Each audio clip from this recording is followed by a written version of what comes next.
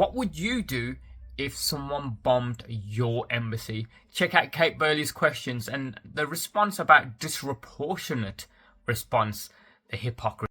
Is it bad judgment or good judgment to hit Iranian sovereign territory in Damascus?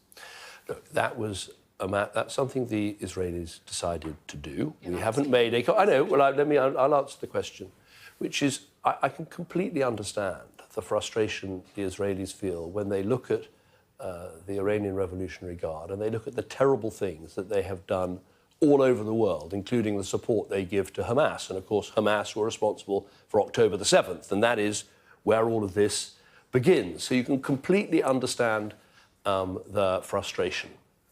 Yeah, but what about Iran's frustration at part of its sovereign territory being flattened?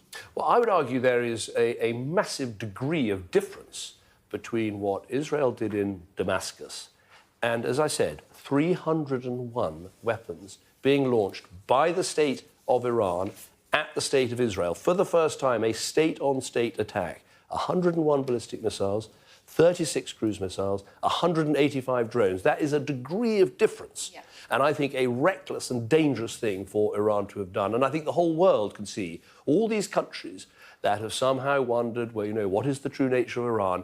It's there in black and white. What would Britain do if a hostile nation flattened one of our consulates? Well, we would take the very strong action. And Iran would say that that's what they did? Well, what they did, as I said, was a massive attack. So they were right to respond, but they overreacted, is that what you're saying? What I'm saying is that the attack they carried out was on a very large scale, much bigger than people accepted. They have a right to respond? Well, countries have a right to respond when they feel they've suffered an aggression. Of course they do. But look at the scale of that response. Had those weapons not been shot down, respond, but they just overreacted. There could have been thousands of casualties, including civilian casualties. I think that's a really important point to take into account.